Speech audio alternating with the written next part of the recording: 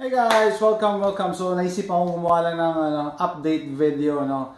So, sasamantalahin ko na rin sa mga shoutouts. Hindi ko nakapag-shoutouts pag gumagawa ng video kasi minsan naplano mo na hindi ka basta parang nagfi-freestyle lang na pwede kang mag-shoutout. So ito, meron akong cheat sheet or kodigo sa mga natin loyal subscribers or followers natin. Rednas, yan, palagi ko nakikita. Toti sa baile, sir. Yan, I appreciate your dropping by every time I make a video, okay? And Chikes to Colette, palagi kita nakikita, King Travis Clarito, Ace Panganiban, Rebisco Gilera, Fernie Singh. So, Sir Fernie, Arizona yata kayo, no? Basta dito rin kayo sa North America. So, meron akong FB fan page, ang pangalan, PNY Prepper. Okay, so, kung meron kayong mga message, mas madali ako mag-reply doon. Okay, pero usual comments, syempre, sa YouTube. So, bakit ko minention yun? Kasi, hindi naman lingid sa kalaman nyo, I travel a lot. So, lalo na pag sa North America, so, mas maganda pag alam ko kung nasan kayo, baka pwede makita tayo minsan, di ba? Ayan, may nakakita ako sa mga YouTubers na yan, malapit lang din pala sa amin. So, message ko. Ganon. Ayan. What else? Rog Punsalan. Ito si Rog Punsalan. Palagi ko ito nakikita. Lalo, nakita ko ito sa channel ni Pinoy Nomads. Okay? So, thank you sir. Thank you for supporting our channel. Christian Lee Perocho. Hobby Vlogger. Ayan, mga shoutouts natin. Ernesto Duque, Sherwin Saclolo, Ainwin Zamora, and Radioactive. So, yun muna ang shoutouts ko. Okay, so, sa updates, ito maganda to para sa channel ko and then siyempre para sa Pinoy community rin. May naisip akong program. Sabi ko, ano kaya? Remember na ipag-collab ako kay Pinoy Nomads, no? So, hopefully, natulungan ko siya. And, naalala ko, nung nagsisimula ako sa YouTube, merong isang channel, si, kalimutan ko yung pangalan niya. Basta, Prepping and Survival, taga New York siya. Ang ginagawa niya, every week, nagsha-shoutout siya ng small channels. Small channels yung shoutout niya. Maski ako na-shoutout niya ako nun. Okay, bakit hindi nyo alam, no? Excuse me, nabubulol ako, sorry.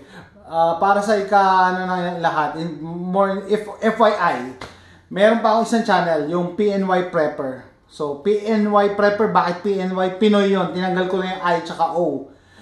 Para hindi ako ma-discriminate. Alam nyo naman.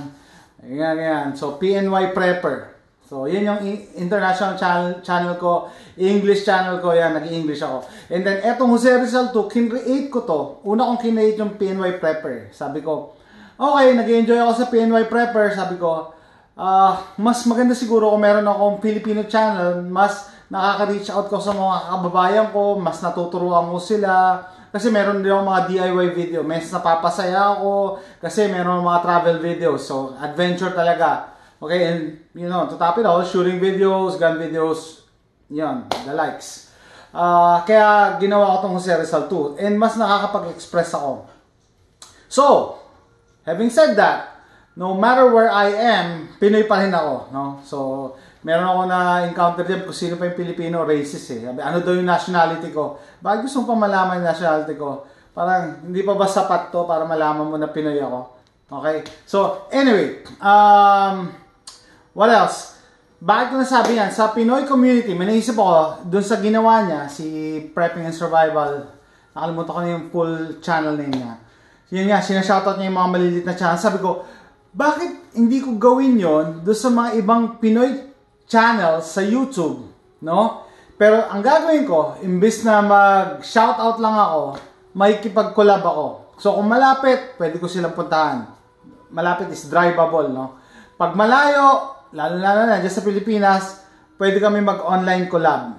Okay? So, di ba maganda yon, di ba? So, para sa mga viewers ko, magkakaroon din kayo ng options, variations na, yun, marami akong mapapanood na maganda. Bakit? Kasi pipiliin ko lang yung mga lalapitan kong channel. So, ibig sabihin, hindi pwede yung isang naisipan niya mag-YouTube, binidyo niya yung birthday ng anak niya, YouTuber na siya, hindi ganon. Okay, so dapat may content. Sabi nga, ito ang number 1 na inano ko tinuturo ko sa mga baguhan, content is king. Content is king. So dapat may content talaga yung channel nyo. Sabihin, may patutunguhan, may potential. And ako, nandun lang ako para i-boost lang kayo ng konti. Bakit? Kasi dumaan din ako dyan as a small YouTuber, small pa rin naman ako hanggang ngayon, no? Dumarating yung times na, ay, nakakawalang gana na, natamad na ako gumawa ng video, wala naman hindi naman ako kumikita rito, wala rin naman nanonood, okay, basta mga ganon. So, ako yung kahit konti, mabubus ka pataas na, may potential ka na dapat ituloy mo lang yung ginagawa mo. So, yun ang aking requirement. So, walang pwedeng magsabi sa akin, ito, gawin mo na, pwede kayo mag-suggest. Pero at the end, ako ang magde-decide na, may potential to. So, pwede natin itong tulungan. And pwede natin ipaalam din sa ibang kababayan natin. May ibang channels na kung gusto nyo panoorin. Okay, kung sakaling sawa na kayo sa mga gun videos ko, ito. So, ano yung mga hinahanap ko mga channels? Mahilig din sa barel, gun videos. Yan, meron na akong kilala dyan. Masipag siya mag-upload. And maganda rin yung contents niya. And second, mga camping videos, yan. Bakit gustong-gusto ko ng camping? Kasi sa Pilipinas hindi ako nakapag-camping. Mahirap mag-camping. Hindi safe mag-camping. Noon. Ngayon, medyo gumaganda na ang camping situation. Kaya gusto ko mamulat kayo din sa camping world. Yan. Okay. Makapag-outdoors kayo. And then, van life. Yan. Si Pinoy Nomads Van Life. Meron na ako isang nakausap na van lifer sa Pilipinas, may nakausap na ako, and then game daw siya, babae. Okay, so yan ang mga ano ko. And then dito naman sa US, may nakausap naman ako, SUV camper, and okay din daw siya. So yun, makapag-collab ako, either remote or physical, makapag-camping or makapag-meet up. Yun, so yun ang mangyayari, yun ang future ng channel ko. Nung sinabi ko to sa misis ko, sabi na misis ko, ba't hindi ka makipag-collab doon sa mga malalaking channel? Like yung sila Boss Carepa, pinapaborito ko lang yan. Well, 300,000 subscribers na yun. Diba? Sabi ko, hindi na ako papansinin ng mga yun. So, ang unwritten rule kasi sa YouTube, makikipag-collab ka lang doon sa ka-level mo. So, kunyari, ako, dapat makipag-collab ako, 30,000 plus 35, at almost road to 40,000 na ako pala, 40,000 subscribers. Dapat makipag-collab ako sa mga tigpo 40,000, tigpo 20,000, para may balik sa channel ko. Ganun ang thinking sa YouTube. Pero sabi ko, hindi. Sabi ko, ginagamit ko tong channel ko to give back to the community and then makapag-lift ng spirits ng mga Pinoy na YouTubers. Kasi hindi ko rin alam kung hanggang kailan ako mag-YouTube, diba? So, kahit pa paano, maalala nila ako. Anyway, so yun, tulong na lang to. And, dun sa magsasabi, unahan ko na yung mga negativistic attitude dyan, ha? Baka sabihin nyo, gagamitin ko lang. Well, maniwala kayo sa hindi. Well, siguro hindi kayo maniniwala. No? Etong YouTube channel ko na Jose Rizal 2, 1/8 lang or 1/10 ng kinikita ko doon sa PNY Prepper. Na baryang-barya lang po ang kinikita ko dito, halos wala. Halos wala. Kasi doon sa, alam to ng mga YouTubers yung views mo at subscribers mo, actually sa views talaga nagbe-base, mababa siya pag ang audience mo is a non-English speaking country. So pag Pilipinas ang audience ko, ang baba ng cents lang talaga kinikita. Okay? So anong gagawin mo, no? Kung ikaw YouTuber, gusto mo ng pera, gumawa ka ng English na channel. Kasi andun ang pera. Diba? Imagine mo, times 10, times 9, times 10. Diba? Yung effort mo nakakapiranggot, times 10 ang return. Pero pag Filipino channel ang ginawa mo, Filipino audience, yung effort mo nakakaparanggot, mas mababa pa dun yung income. Ganun talaga kalakaran sa YouTube. Hindi natin magagawa. Pero sabi ko nga, hindi ko to ini-aim para kumita. Okay? So, hopefully in the end, kumita. Kung hindi, okay lang. Sana makatulong ako doon sa mga channels na yan. I know yung ibang nakausap ko nanonood dito sa video na to, no? So, wait lang kayo. Sabi ko, i-finalize ko yung approach paano yung approach natin para may interesting kahit paano, kahit nagkukwentuhan lang tayo. And then, ma-present ko lang yung channel niya sa mga viewers ko. So, kahit paano, meron tayong mga loyal subscribers. And, hopefully, kung alam niyo kung matagal na kayo nagpa-follow sa akin, diba? Alam niyo naman yung hilig ko yung gusto ko. Yung adventure. Yan. You should have that taste for adventure. Kasi the moment na nawala yan, yung thirst for adventure nyo, wala. Magde-decline na yung health nyo and yung outlook nyo sa buhay. Puro negative na lang makikita nyo, di ba? So maganda yung everyday, pagbukas mo sa computer, wala kang ginagawa or nag-ano ka sa channel mo, sa channels ko and the channels na papakita ko, at least may makikita kang bago and na-uplift yung spirits mo. Sabi nung ahente pa ako medrep ako. Hindi ko makalimutan to. Sabi ng operations manager namin ng Luzon, Roger Balbuena, shout out. Boy pa si sir. Sabi niya, although palagi ako tinitira nun, sabi niya, mas maganda na, kinikilabutan tuloy ako. Sabi niya kasi, ito hindi ko makalimutan, sabi niya, mas maganda na may utang sa iyo yung tadhana. Ganda nun, talagang hindi ko makalimutan yun. Mas maganda na may utang sa iyo ang tadhana kesa ikaw may utang sa tadhana. Bakit? Kasi pag may utang sa iyo yung tadhana, baka sa future gumanti siya, magbayad siya sa iyo and, di ba? Yun ang maganda, hindi mo ina-expect tas may dumating na blessing. Pero pag ikaw naman may utang sa tadhana, hindi ka makatulog, di ba? Kung ikaw may utang, hindi ka makatulog, hindi mo alam kung bukas singilin ka or may mangyari sa iyo. Oops, may tumatawag. Okay, so yun. Yun ang ko. Yun talaga ang purpose ko and aim ko. Ma-uplift. Kasi ako, sabi nung isang kausap ko na van lifer sa Pilipinas, sir, superstar ka na, malaki na yung channel. Hindi, kahit 40,000 to, iba-iba ang pamantayan natin ng, ng success Sinabi ko nga to sa mga anak ko, hindi makapaniwala magpo-40,000. Ang baba raw ng subscribers ko. Kasi ang idol nila si PewDiePie, million subscribers. So, iba yung nila, pamantayan nila sa pamantayan ko, di ba? So, yun lang yun, di ba? Hindi ko iniisip na malaki kong channel, pero compared sa mga nakita kong channels na maliliit pa, kahit paano sabi ko, kahit ilang subscribers, makakatulong ako sa inyo. Di ba? And a couple of views. Okay, so, what else? Another update, yun sabi ko, gagawin ko program dito sa channel ko. And then another update, yung aso namin nanganak almost 2 months ago. Siya mga anak niya, 9. So, hindi ko lang napapalata, pagod ako palagi, puyat. Dahil maliban sa ginagawa ko, aga ko gumigising. Kasi ginigising ako ng nanay nila.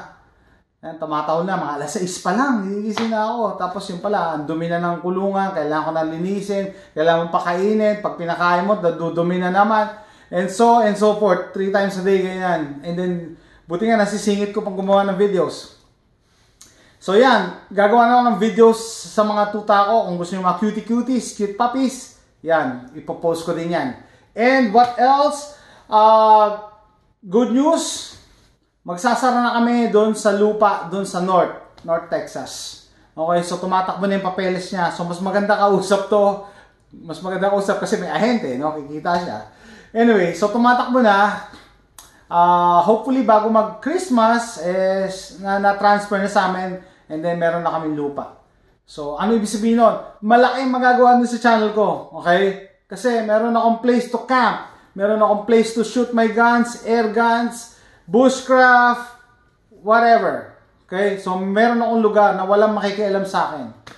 Okay? So, magagawa ko ang mga gusto ko. Like, sabi ng iba, wow, demolition ranch and hikok for a while. Hindi naman sinasabing, baka sabihin, yabang mo, Pero, similar to that, na pwede kang bumaril ng kahit ano na walang makikialam sa'yo. Na kung mag-isip ka ng target, di ba? Kesa sa range, kailangan papel lang babarilin mo, kailangan AR-500 lang. Doon, magdala ka ng lumang TV, barilin mo, tingnan mo kung tatagos, mga ganon.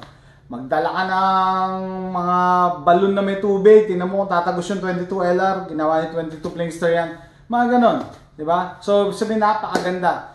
And next week, Thanksgiving week sa US, gusto ko mag-camping. kung maging makasingit ako, no, sa dami ng schedules ko, kasi yung anak ko 17-year-old nagtatrabaho na, and ako nagda-drive sa kanya papunta at pabalik. So kailangan ko rin makasingit, may singit yung camping next week, Thanksgiving, and unboxing. Bumili ako ng bagong camera, yung Akaso Brave 7 LE, kasi may front facing screen siya. Yun, testingin ko din yun. And what else? Gusto ko rin gumawa ng bug out bike. Meron akong bike dyan na luma, siguro mga 5 years, no, 7 years na pala yung bike na yun. I-refurbish ko siya, gagawin ko siyang bug out bike or hunting bicycle. Bakit? Kasi sa hunting, isa pa pala dagdag ko, mag-hunting ako. Okay, sa hunting kasi, di ba, kailangan tahimik ka. So as much as possible, maganda yung mga ATV, kaso maingay. Pero pag maganda naman yung daan, pwede ka mag-bike, mas tahimik, hindi ka marinig yung mga hayop. Yun, isa yun sa mga gagawin ko. And what else yun? Hunting na lang siguro. So fishing pa. Balak namin mag-deep sea fishing, ino-organize na ng kaibigan ko, no? Ibig sabihin na magre-rent kami ng isang maliit na boat, doon kami mag-fish sa dagat, sa malayo, para mas malalaking isda. So yan lang po ang quick updates ko. And sabi ko nga, thank you sa mga loyal subscribers ko, and yung mga haters ko, hi, andito pa rin ako. Ang dami nagbabarge sa bakuna ko sa aso na video. Okay, nasa Texas po ako. Hello, hindi po ako sakop ng Republic Act sa Pilipinas. Okay, allowed po kami dito na mag-vaccinate maliban sa rabies. So yun lang, dagdag ko lang yun. What else? I think that's it. Ang dami ko na nasabi. Hopefully, maging excited din yung mga subscribers ko, as excited as me, kasi excited ako, ang dami.